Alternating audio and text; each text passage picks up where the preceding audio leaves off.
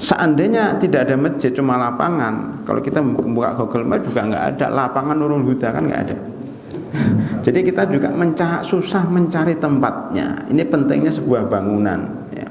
Kemudian bangunan ini ditinggikan, diberi kubah. Kubah ini selain untuk memperlancar ventilasi udara ya, pergerakan udara supaya di dalam tidak sumuk, tidak panas, dan udara yang kita serap ini tidak terlalu muter di sini saja, maka ada namanya kubah. Ini ada filosofinya. Seperti dalam surat Al-Kahfi ya, disebutkan bahwa Ashabul Kahfi itu dimasuk dalam gua itu disebutkan wahum fi fajwatin min. Gua itu lapang ke atas sehingga ventilasi udara juga berjalan, sehingga mereka tidak hancur tidur selama 309 tahun karena ventilasi udaranya berjalan lancar dan ada lubang untuk masuk dan keluarnya udara. Kemudian matahari pun bisa masuk, sinar matahari bisa masuk. Maka masjid yang baik adalah masjid yang ada kubahnya dan ada lubang tempat masuknya udara serta sinar matahari bisa masuk. Nah, Nurul Huda ini satu aja kekurangannya, sinar matahari nggak bisa masuk. Ya, kalau bisa nanti ke depan gimana caranya sinar matahari bisa masuk supaya sehat. Itu ada dalam surah Al-Kahfi. Maka masjid bukan sekedar tempat ibadah saja, tapi merupakan simbol dan syiar Islam. Dzalika wa man yu'azzim sya'airallah fa innaha min taqwal qulub. Barang siapa yang menghormati dan menjaga syiar Allah, termasuk masjid, termasuk kubah, termasuk menara, maka itu berasal dari ketakwaan hati. Jadi ketakwaan itu diwujudkan dalam simbol-simbol Islam, seperti membangun masjid. Oleh karena itu ada hadis, man bana masjidan lillahi banalahu baitan mislahu fil jannah. Nanti dalam buku banyak jalan menuju surga, salah satunya membangun masjid. Barang siapa membangun masjid di dunia ini karena Allah Subhanahu wa taala, ikhlas karena Allah, maka Allah akan membangunkan untuknya rumah seperti ini di surga. Kalau nggak ada masjid, nggak ada pahala bangun masjid. Para hadirin rahimakumullah. Jadi masjid adalah sebuah bangunan khusus yang diperuntukkan untuk sholat 5 waktu dan untuk sholat Jumat. Apa perbedaan antara masjid dan masjid al-jami'? Masjid Nurul Huda ini tidak ada disebut masjid al-jami', tapi masjid Nurul Huda. Kalau masjid Syuhada adalah jami'nya ya. Enggak juga ya, ada beberapa masjid yang diberi nama ma'al masjid al-jami'. Apa makna masjid al-jami'? Masjid yang mencakup, yaitu masjid besar, kita terjemahkan masjid agung ya, yang memuat dan menampung ratusan jamaah, bahkan ribuan jamaah. Biasanya dipakai untuk sholat Jumat. Nah, Masjid Nurul Huda walaupun bukan masjid al-jami', tapi dipakai untuk sholat Jumat. Maka boleh sebenarnya ditambahin masjid al-jami' Nurul Huda. Kan tergantung yang bangun, mau ditambah atau tidak terserah ya. Jadi kalau dipakai untuk sholat Jumat boleh ditambahin masjid al-jami', sekaligus untuk membedakan antara masjid dan musola. Adapun musola, tadi kan masjid ya secara bahasa dan secara istilah. Adapun musola adalah tempat sholat, dari kata sholat, musola, tempat sholat. Jadi seluruh tempat sholat dinamakan musola. Di dalam Islam atau di dalam hadis, musola digunakan oleh Rasulullah SAW dan beberapa hadisnya. Di antaranya musola pada zaman dahulu diartikan tempat sholat Idul Fitri dan Idul Adha, atau disebut dengan lapangan. Kayak kalau kita di sini yang dipakai untuk sholat Idul Adha kemarin, itu musolanya Nurul Huda di sana. Jadi sana musola, ini masjid. Mana musolanya? Lapangan parkir. Itu dipakai untuk sholat Idul Fitri dan sholat Idul Adha, bahkan kadang-kadang untuk menyembelih binatang kurban. Ini disebutkan di dalam hadis dari Abu Umar bin Anas bahwasanya Rasulullah SAW bersabda, ya, suatu ketika rombongan ya, datang dari luar yang memberitahukan bahwa mereka telah melihat hilal kemarin itu pada bulan puasa. Karena mendengar ada rombongan yang melihat hilal, maka beliau Rasulullah SAW memerintahkan para sahabatnya untuk berbuka, malamnya berbuka. Wa idza asbahu ayyatu ila musallahum. Lihat kata-kata musolam. Jika sudah pagi, hendaknya mereka pergi ke musola mereka. Maksudnya kemana? Ke lapangan untuk melaksanakan sholat Idul Fitri. Jadi musola di sini maknanya lapangan, bukan musola yang dipahami orang Indonesia. Musola yang dipahami orang Indonesia adalah tempat sholat 5 waktu, tetapi bangunannya kecil, kadang tidak permanen. Orang seberang menyebutnya suro, langgar, ya, langgar musola suro, ya, dan biasanya dimiliki oleh pribadi-pribadi. Kakek saya dulu juga punya musola, di depan rumahnya dibangun musola, ya, yang berjamaah di situ adalah anggota keluarganya saja. Nah, jadi musola menurut ya istilah atau menurut istilah pada zaman dahulu adalah tempat sholat atau lapangan yang digunakan untuk sholat Idul Fitri dan Idul Adha. Itu makna yang pertama. Makna kedua, musola dalam pengertian hadis adalah tempat sholat seseorang. Tempat sholat seseorang baik di rumahnya, baik di kantornya maupun di masjidnya. Yaitu kalau seseorang, rumah kita masing-masing biasanya punya musola. Kita pulang dari masjid disunahkan sholat sunnahnya di rumah bagi yang rumahnya dekat. Kayak Pak Sunan sini rumahnya dekat, dianjurkan sholat sunnah qobliyah dan ba'diyahnya di rumah. Bagi yang sholat rumahnya jauh di Pondok Gede, ya, itu sholat sunnahnya di masjid. Ya. Lah, sholat di rumah itu pasti ada di situ tempat yang agak longgar dan ada sajadahnya. Pasti ada setiap rumah, walaupun rumahnya kecil ada tempat sholat. Bahkan ada sebagian pemilik rumah yang pernah saya kunjungi bahkan mempunyai tempat khusus, bukan sekedar tempat yang kosong, bangunan khusus satu kamar digunakan untuk sholat. Bahkan ada tempat wudhunya. Biasanya di belakang ada tempat wudhunya, ada toiletnya, ada musola kecil muat untuk 10 orang.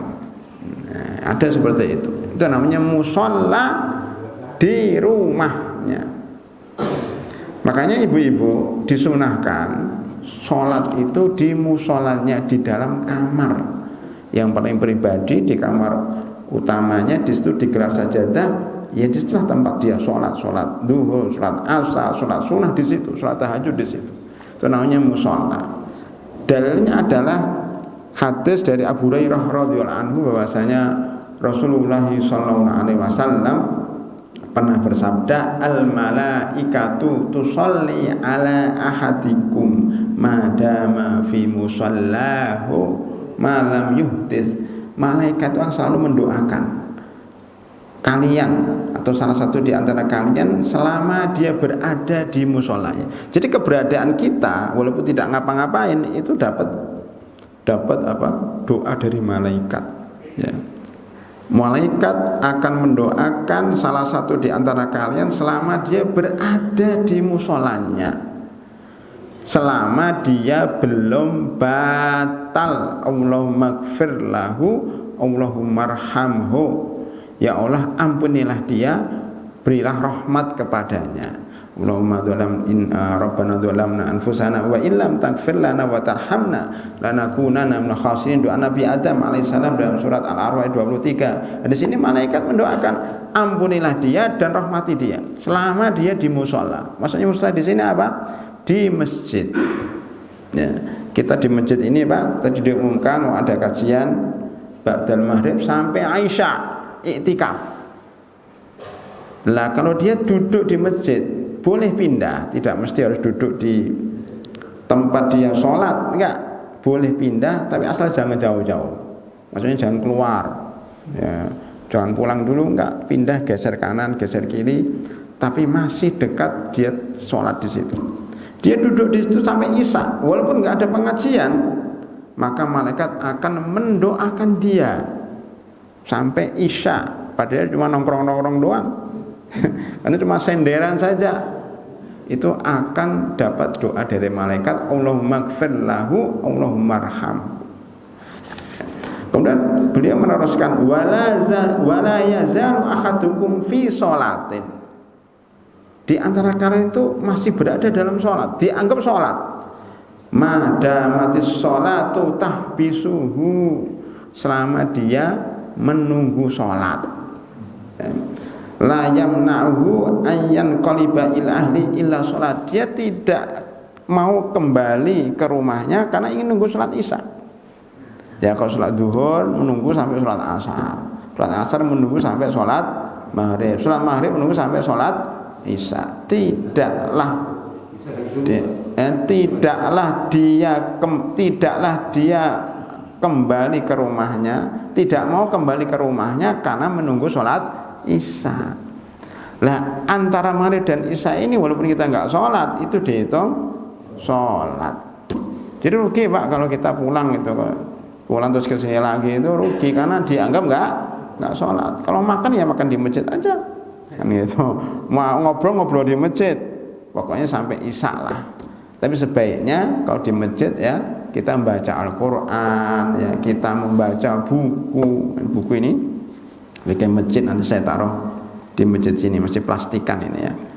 Nanti silahkan pertama kali siapa yang baca dibuka sendiri. Nah, daripada kita baca Al-Quran capek, baca fikih masjid. Kalau fikih masjid yang sudah saya buka ini, siapa aja yang mau ngambil silahkan. Insya Allah dapat berkahnya.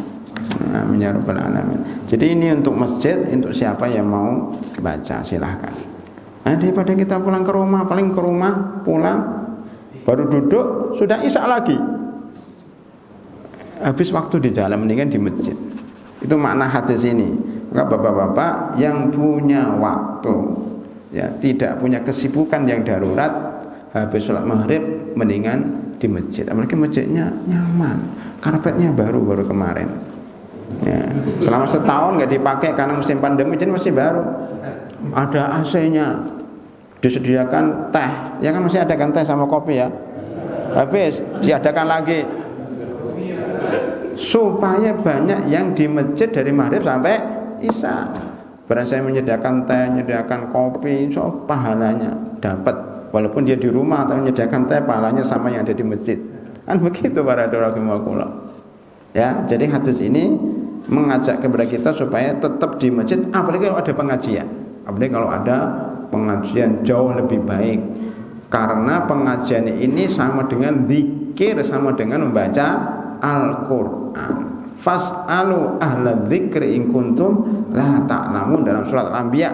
Tanya kepada ahli dzikir, bukan ahli dzikir yang dzikir-dzikir itu enggak, ahli ilmu, yaitu pengajian ba'dal maghrib sampai isya. Maka alhamdulillah sekarang ini, alhamdulillah di negara kita terutama di Jabodetabek, pengajian ba'dal maghrib sampai isya ini sudah ada di mana-mana, khususnya antara Sabtu dan Ahad. Sampai kita juga kewalahan semuanya minta ngisi habis maghrib sampai isya udah habis. Udah waktunya cuma 4 kali dalam sebulan. Bahkan ada juga yang minta ba'da subuh paling banyak. Ya, memang nggak ada waktu lain, yang paling strategis itu ba'da subuh sampai syuruk atau ba'dal maghrib sampai isya. Itu menunjukkan bahwa umat Islam ini sudah sadar pentingnya duduk di masjid sambil mendengar pengajian. Karena pertama dapat doa dari malaikat, dihitung pahala itikaf, dan dihitung sholat. Subhanallah, luar biasa pahalanya walaupun tidak berat, cuma duduk senderan kadang ngantuk ya, tapi dapat pahala. Hadirin rahimakumullah. Ya, itu musola. Jadi musola itu apa? Tempat sholat pribadi, baik di dalam masjid maupun di tempat lain, termasuk di masjid. Baik, sekarang akan kita bahas secara lebih rinci perbedaan musola dengan masjid. Di Indonesia sudah saya sampaikan tadi, perbedaannya kalau masjid dipakai untuk sholat Jumat, kalau musola tidak dipakai untuk sholat Jumat. Dulu waktu di kampung itu sudah benar sesuai dengan ajaran Islam bahwa satu kampung, satu desa itu masjidnya satu saja, masjid jami. Ada setiap RT ya itu ada musolanya terserah. Ya mungkin orang kepengen sholatnya cepat ya sudah di musolanya RT-nya masing-masing. Tapi kalau sholat Jumat wajib bersatu di Masjid Al-Jami. Itu pengertian atau perbedaan musola dan masjid menurut orang Indonesia. Tetapi lebih detailnya lagi, ya, ini para ulama menyebutkan minimal 4 perbedaan. Ya. Sebelum saya sampaikan, bahwa walaupun sebenarnya bukan merupakan syarat sholat Jumat itu harus di masjid. Banyak sekarang di kantor-kantor terutama karena tidak punya bangunan masjid karena membutuhkan dana yang banyak. Kemudian kantor itu biasanya memperhitungkan keuntungan dan kerugian. Punya kantor sempit dibangun masjid, itu rugi bagi mereka. Maka kadang-kadang mereka tidak bangun masjid tapi bangun namanya menyediakan tempat pertemuan, aula. Lah aula itu kemudian oleh pegawainya dipakai untuk sholat Jumat. Musola ada, tapi kecil, nggak cukup untuk sholat Jumat. Kemudian sholat Jumat di aula, sah nggak? Sah.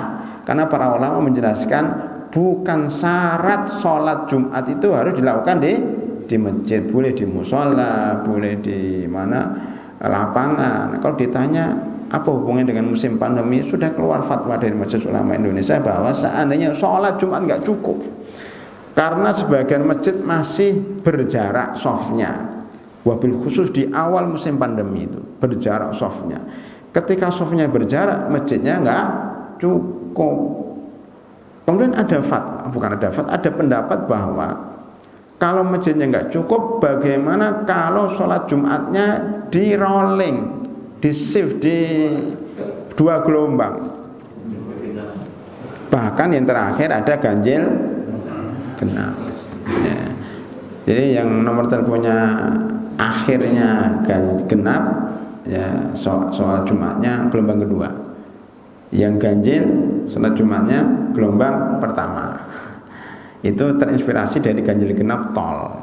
Ya, masuk tol dan keluar tol sekarang sudah berlaku ganjil genap. Bahkan ada isu mau diperlakukan 24 jam. Ya. Itu ganjil genap. Tetapi Majelis Ulama Indonesia telah berfatwa bahwa paling baik adalah sholat Jumatnya sekali. Kalau masih belum cukup, hendaknya sholat Jumat di tempat lain. Tadi syarat ulama tadi di tempat lain berupa lapangan, berupa aula, berupa emperan, terserah. Pokoknya sholat Jumat di tempat lain, jangan shift. Maksudnya jangan shift itu jangan menggunakan satu tempat untuk sholat Jumat 2 kali. Itu terjadi beberapa gedung di Jakarta. Kantor itu punya 2 gedung, yang satu ada masjidnya, satu nggak ada masjidnya. Contohnya ya, yang saya pernah ke situ, Bang Bukopin itu punya masjid di bawah, nggak cukup, maka ngadakan 2 Jumatan, ustadznya 2, ya satu di bawah, yang satu di tingkat 3. Dan beberapa kantor yang lain di Jakarta Pusat juga begitu. Alhamdulillah fatwa Majelis Ulama Indonesia telah memberikan solusi bagi mereka bagi Jumatannya yang masjidnya tidak cukup untuk Jumatan.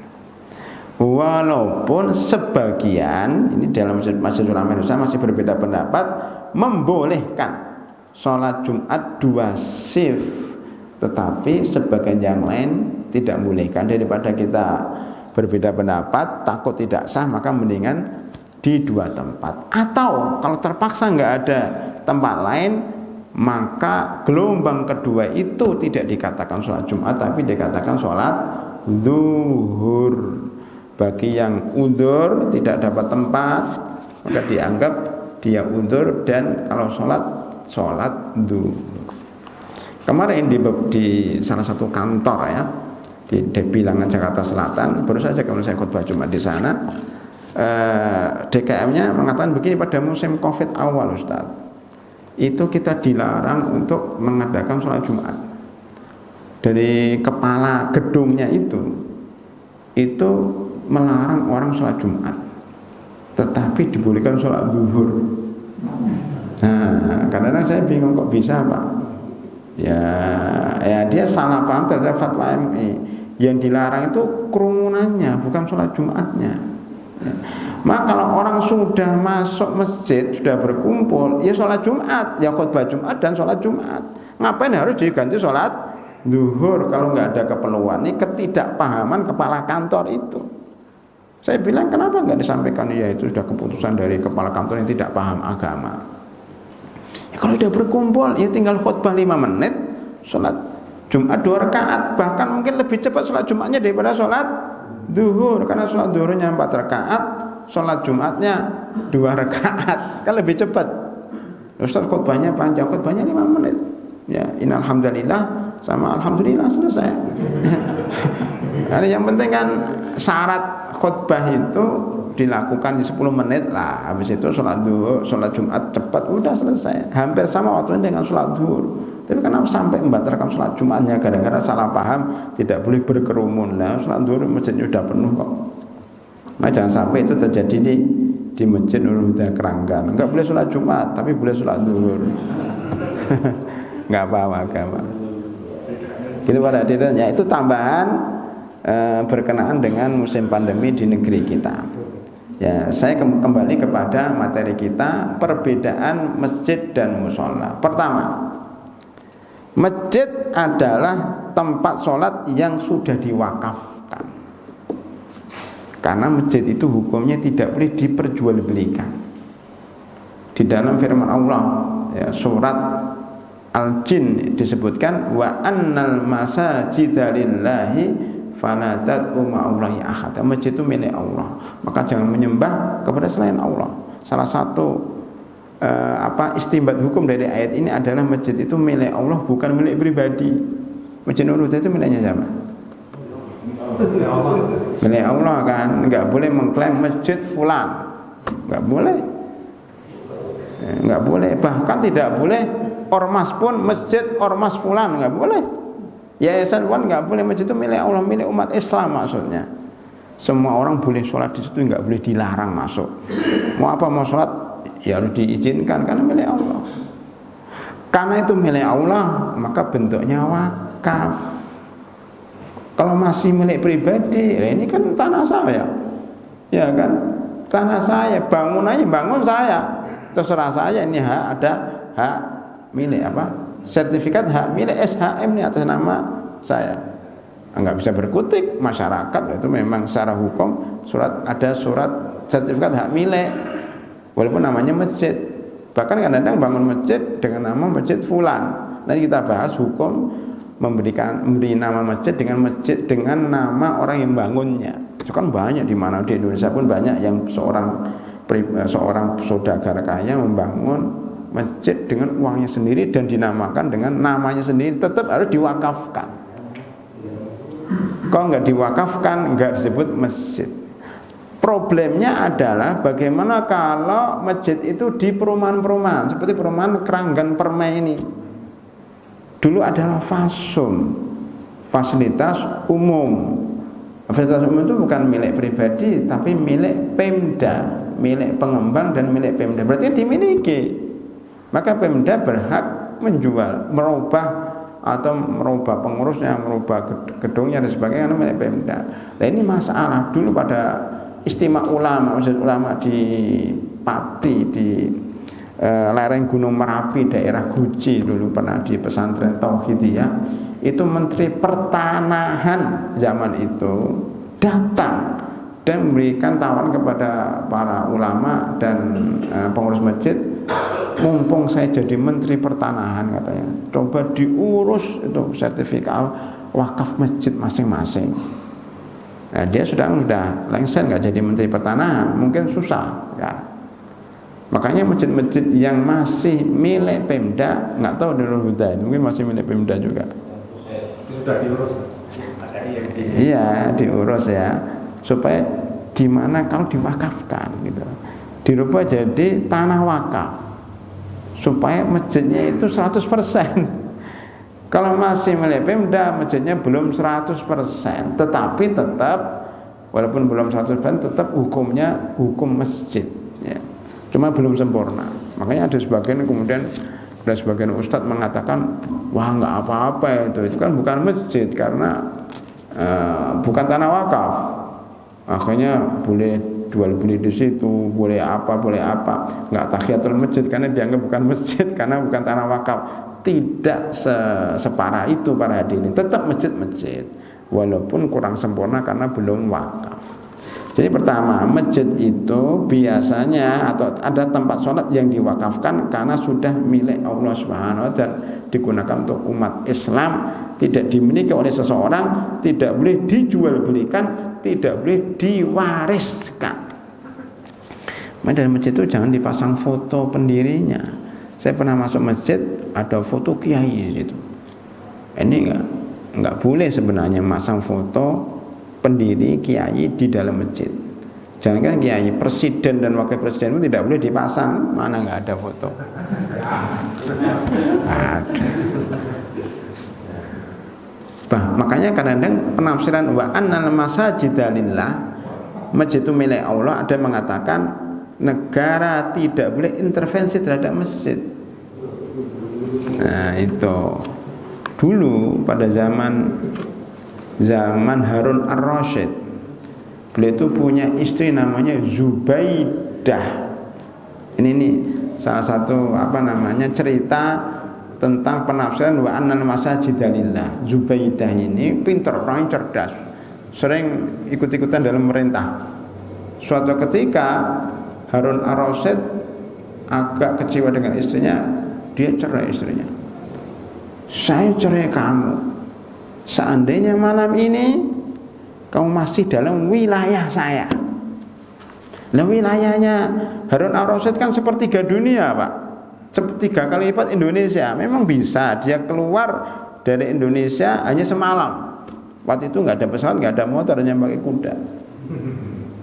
Menyesal Harun ar-Rasyid, gimana sudah terlanjur menceraikan istri saya dengan syarat dia tidak keluar dari wilayah saya. Lah, cara mengeluarkannya gimana supaya nggak jatuh cerai? Bingung itu. Semua ulama dikumpulkan, nggak ada jawabannya. Seorang ulama angkat tangan, wahai khalifah, saya ada solusinya. Apa solusinya? Dia baca surat Al-Jin tadi, wa annal masajida lillahi fala tad'u ma'allahi ahad. Ya khalifah, masjid itu milik Allah, di bawah kekuasaan Allah, bukan wilayahmu, bukan wilayahnya Umar, bukan wilayahnya Harun ar-Rasyid. Maka saya anjurkan agar istri baginda masuk masjid. Maka ketika masuk masjid di luar wilayah baginda, maka tidak jadi jatuh cerai karena dia sudah masuk wilayahnya Allah, bukan wilayahnya raja. Nah, itu sebagian mengatakan masjid itu milik Allah, maka tidak boleh diintervensi. Mungkin maksudnya intervensi soal ibadah, ada membuat aturan dan sebagainya, mungkin dibolehkan, harus izin, IMB, ya, kemudian macam-macam lah ya. Tidak boleh melanggar masjid, antara masjid berdekatan itu juga nggak boleh kan, ada 500 meter minimal itu kan, supaya tidak ada masjid diror, masjid saingan. Aturan-aturan semacam itu dibolehkan. Tapi kalau aturan tentang ibadah itu nggak dibolehkan. Bagaimana kalau jaga jarak, pakai masker, kan gitu. Banyak nanya kan. Ada yang mengatakan ini kan masjid, aturan Allah, ngapain kita ngikuti aturan pemerintah? Sebenarnya aturan itu bukan intervensi ibadah, tapi teknis. Teknis itu gimana ya? Teknis itu seperti kita ngadakan meja, ya, kemudian pakai mic, itu teknis. Bangun kubah, lampunya di mana, itu teknis, tidak masalah ibadah mahdoh. Karpetnya hijau atau kuning, ada AC-nya atau tidak, itu bukan ibadah tapi teknis ibadah. Karena kalau itu semuanya dianggap ibadah, berarti nggak ada contohnya. Bagaimana ada contoh kuliah ba'dal maghrib sampai isya pada zaman Rasulullah? Nggak ada contohnya. Pakai mic, pakai meja, pakai minuman, nggak ada. AC tidak ada pada zaman Rasulullah sallallahu alaihi wasallam. Makanya yang dimaksud tidak boleh intervensi ibadah, tidak boleh mengatur jumlah rakaat maghrib, tidak boleh mengatur jumlah rakaat isya, itu hanya milik Allah SWT. Adapun teknis sebenarnya bukan aturan ya, itu untuk kemaslahatan orang sholat umat Islam sendiri supaya tidak terinfeksi dengan virus. Maksudnya begitu. Maka mau rapat, mau berjarak terserah. terserah jamaah masjid. Seperti di sini kan, rapat, subhanallah. Padahal kemarin saya dapat SMS, Ustaz, di masjid saya masih berjarak. Gimana caranya merubah? Bahkan berkali-kali kemarin saya baru muncul di masjid kota wisata itu juga nanya, Ustaz gimana ini masih berjarak ini? Kapan kita bisa rapat? Saya bilang musyawarahkan dengan pengurus masjid. Itu karena bab muamalat, bab teknis. Ustadz pun nggak bisa memberikan keputusan karena masjidnya milik mereka, bukan milik pengurusnya, kan punya sendiri. Kita hanya menyampaikan rambu-rambu secara umum. Silahkan Pak, karena mau rapat, mau jaga jarak itu tergantung keadaan di lingkungannya. Kalau sudah zona hijau silahkan joro-joro. Kalau masih zona merah, zona hitam mungkin ya jaga jarak dulu. Bukan sekedar jaga jarak, tapi untuk keamanan masjid itu sendiri. Kayak kemarin di masjid yang saya khutbah Jumat itu, masjidnya itu diberi plastik, tikar plastik gitu. Oh, itu tikar plastik panjang itu nggak bisa lurus Pak, belok-belok gitu. Jadi shopnya ikut belok-belok. Saya tanya kenapa sih pakai tikar plastik, kenapa nggak pakai karpet atau itu tanda supaya shopnya rapi walaupun berjarak kan. Tanda ada di masjid kompleks saya itu, tanda sholatlah di sini gitu ada. Jadi, tanda ditempelin aja stiker itu lurus. Dia menjawab begini, pertama ini ruangan masjid ini lantainya sudah rusak, jadi kalau karpetnya dibuka itu amburadul, maka tetap menggunakan karpet. Kemudian ya waktu itu saya ceritakan itu bahwa memang pimpinan kantornya lagi mungkin tidak punya ide, akhirnya pakai tikar seperti itu. Hasilnya apa? Hasilnya ya shopnya nggak lurus. Dia bilang, Ustadz daripada kita nggak Jumatan, nggak boleh Jumatan, mendingan Jumatan walaupun shopnya nggak lurus. Jadi mimbabid darurat untuk maslahat lebih besar. Begitu juga menjaga jarak itu maslahat untuk jamaah masjid. Daripada kita ditutup masjidnya, mendingan tetap sholat tapi jaga jarak. Jadi sebenarnya untuk kemaslahatan masjid itu sendiri punya masjid. Kadang-kadang jamaah itu nggak paham, rapat-rapat. Nah, tanya sama pengurus, izin dulu ke RT, ke RW, atau lihat keadaannya bagaimana supaya kita bisa sholat dalam keadaan nyaman, tidak dikejar-kejar. Kadang ada orang yang tidak suka sama masjid, dia lapor, dia begini, ada seperti itu.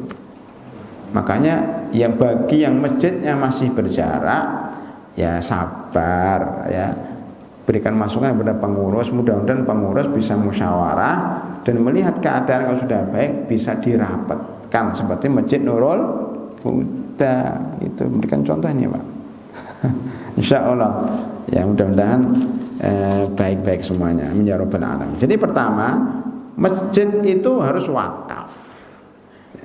Kalau musola boleh milik pribadi. Sudah saya sebutkan tadi bahwa musola itu boleh dimiliki oleh pribadi. Kakek saya juga pernah punya musola. Sekarang musolanya sudah digusur.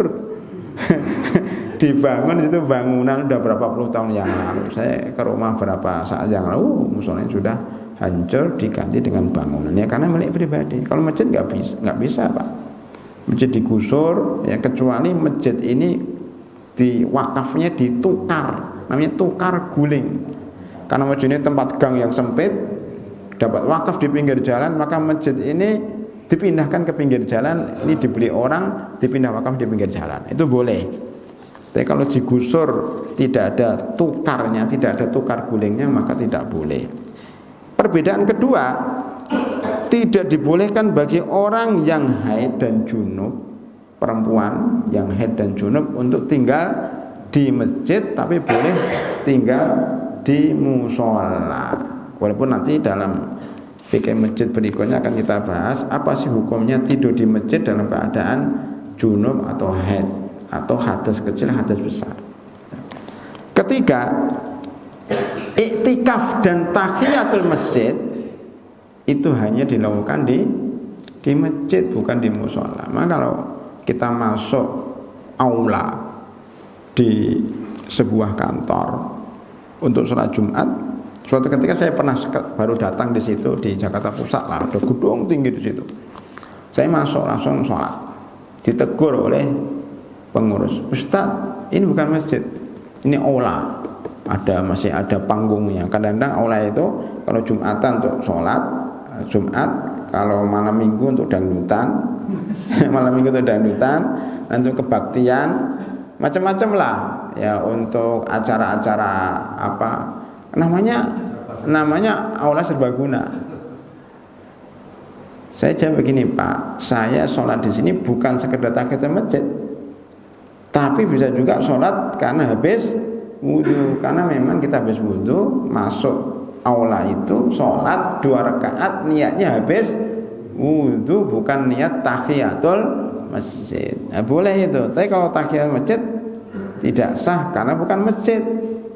Tidak ada yang namanya tahiyat musola atau tahiyat aula.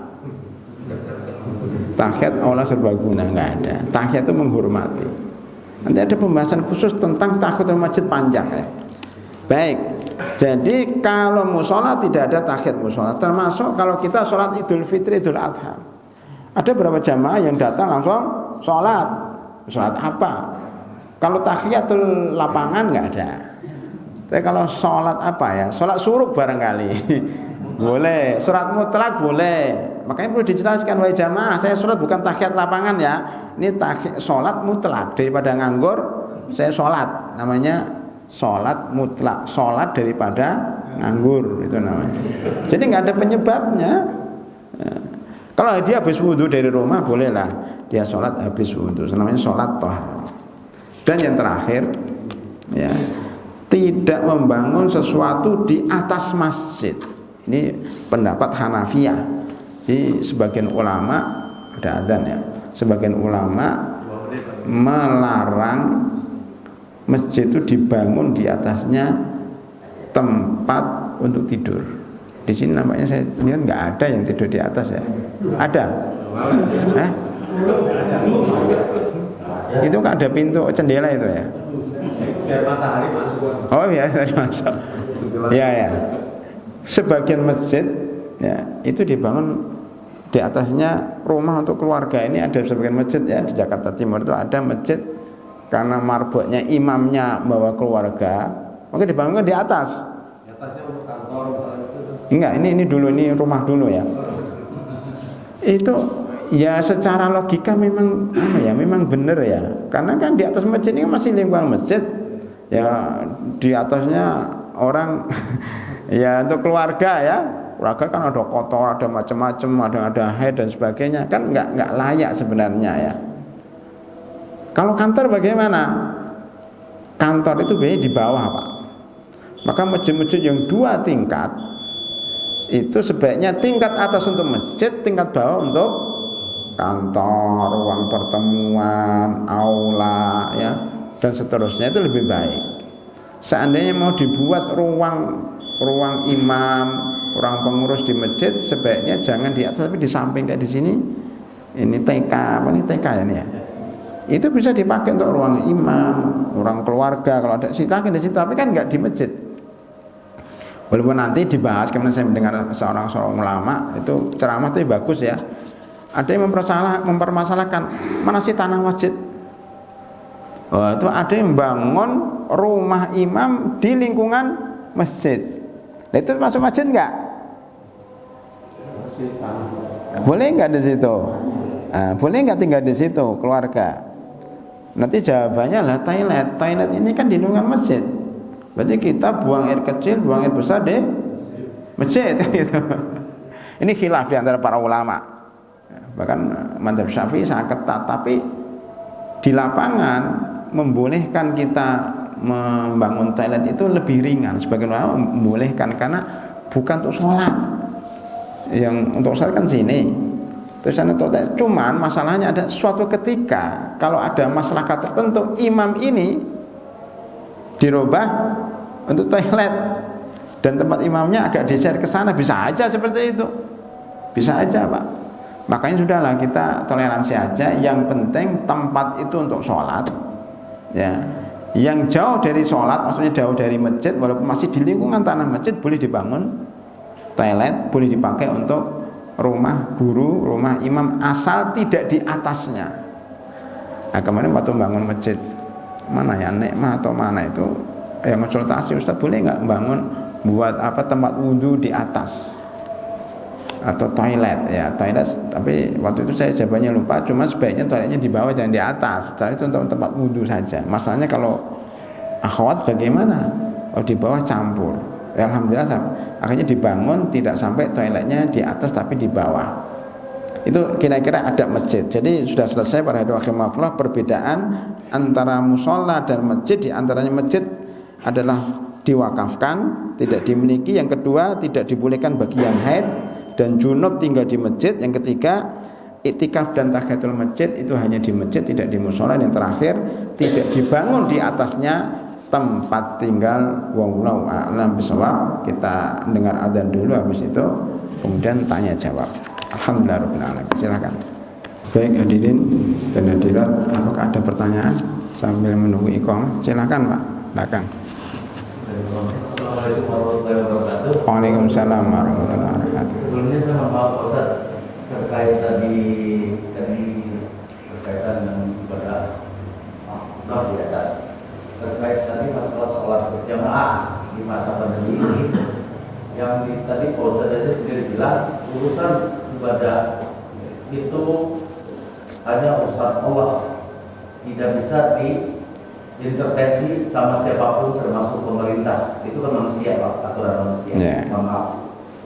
Terkait dengan pandemi itu sendiri, pasti namanya pandemi itu wabah atau penyakit, dan itu pasti kalau kita orang beriman pasti akan meyakini bahwa itu ada datang dari Allah, ujian dari Allah. Kalau ujian dari Allah, terus kita dikaitkan dengan ibadah kita sholat berjamaah dengan jarak. Sedangkan ibadah itu sendiri zaman Rasulullah sampai, kalau tidak salah,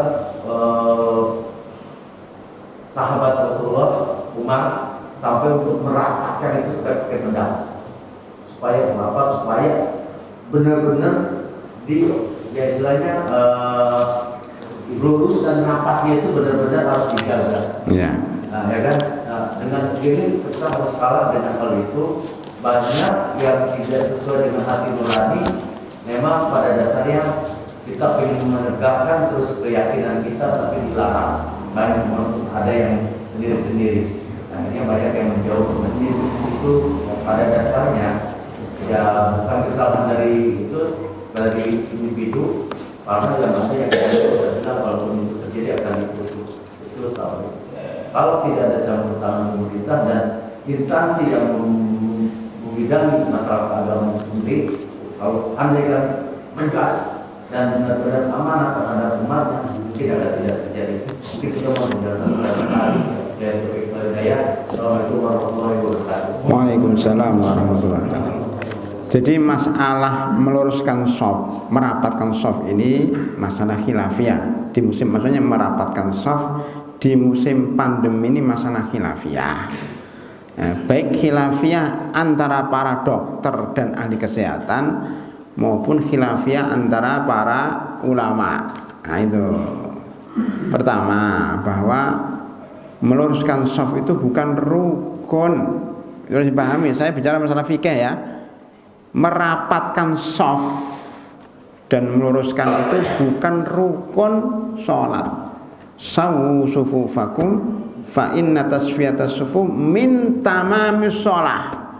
Lurus dan rapatkan shaf, karena rapat dan lurus itu termasuk kesempurnaan. Artinya kalau nggak lurus dan nggak rapat, sholatnya sah. Itu dipahami dulu. Kecuali kalau nggak boleh baca Al-Fatihah, nah itu nggak sah. Nggak boleh sujud karena kabarnya ada virusnya, itu nggak sah sholatnya.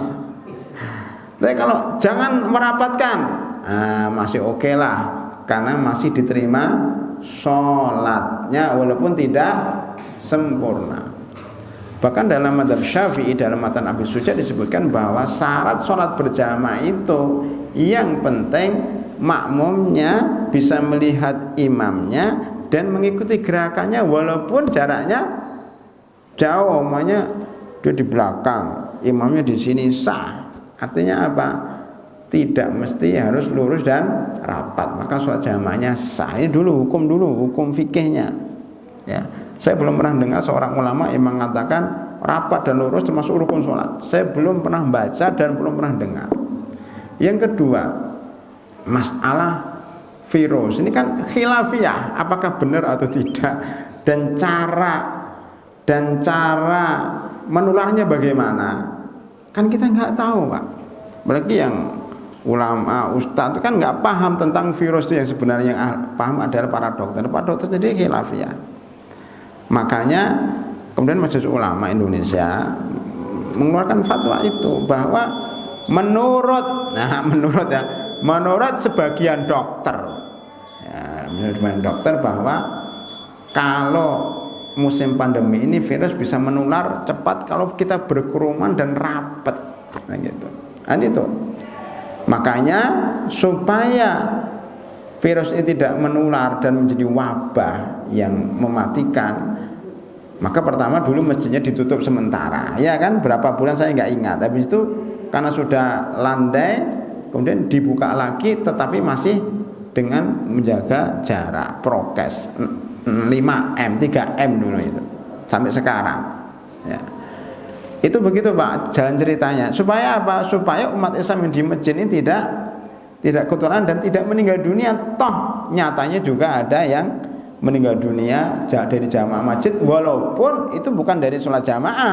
Biasanya kalau diteliti dari kantornya, dari pasar, bukan dari masjid. Karena masjid ini tempat orang soleh, tempat orang yang berwudu, tempat orang suci, semua nyuci tangan, semua nyuci muka. Insya Allah tidak tertular melalui masjid, tertularnya melalui pasar, melalui kantor, Pak. Cuma kadang-kadang yang disalahkan adalah masjid. Sudah gimana lagi, ini zaman fitnah, Pak.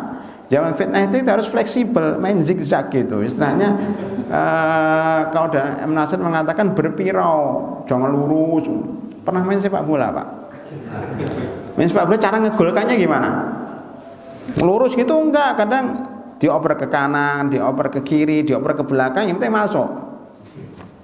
Dan menghadapi musim fitnah seperti ini sudah ikuti aturan yang ada. Ya tarik ulur lah ya. Maka di sini Nurul Huda termasuk yang gitu aturan ya. Rapat tapi nggak masalah karena tokoh-tokohnya sudah mengizinkan. Tapi di beberapa masjid nggak bisa, Pak. Di masjid itu mesti ditegur, bahkan ditutup, termasuk masjid-masjid kantor.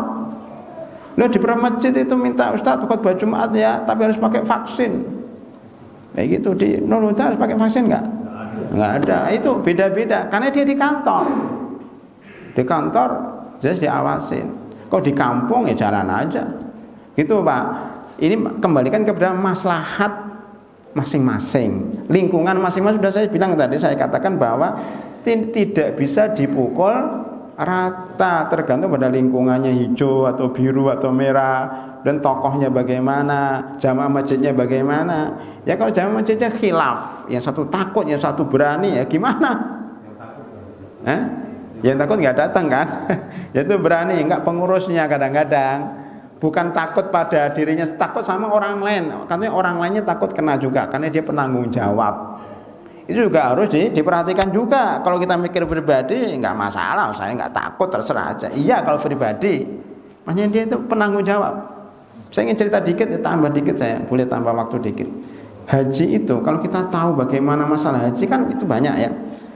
Jamaah itu kepingin ngikuti sunnah 100%, makanya wukuf di Mina.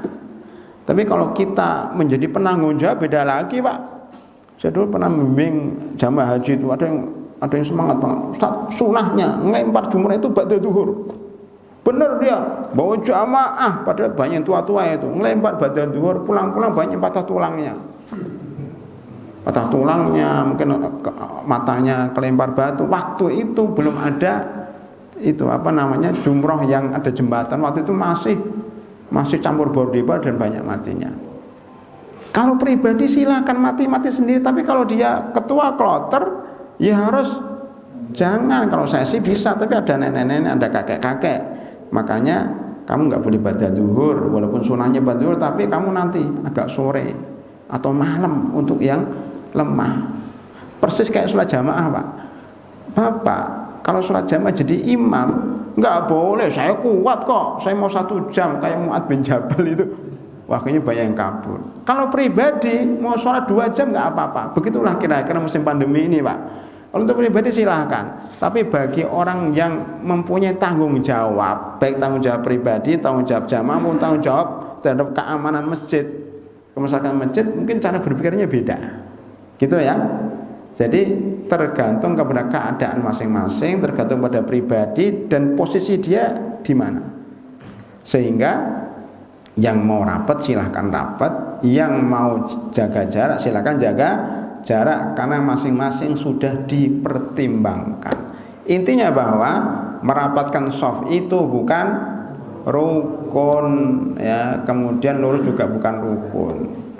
Toh yang memfatwakan jaga jarak itu sebenarnya ingin menyelamatkan jiwa jamaah, walaupun belum tentu, tapi namanya ihtiyat, namanya berhati-hati. Itu saya kira cara berpikirnya, Pak. Sehingga kita tidak terlalu menyalahkan yang berjarak dan juga tidak mesti harus rapat. Kalau saya fleksibel, rapat ya ikut rapat. Kalau jaga jarak ya ikut jaga jarak, gitu aja repot kan gitu. Wallahu a'lam bishawab. Mudah-mudahan ya ibadah kita diterima oleh Allah Subhanahu wa taala dan mudah-mudahan kita diberikan pemahaman terhadap agama ini. Amin ya rabbal alamin. Subhanakallahumma bihamdika asyhadu an la ilaha illa anta astaghfiruka wa atubu ilaik. Assalamualaikum warahmatullahi wabarakatuh.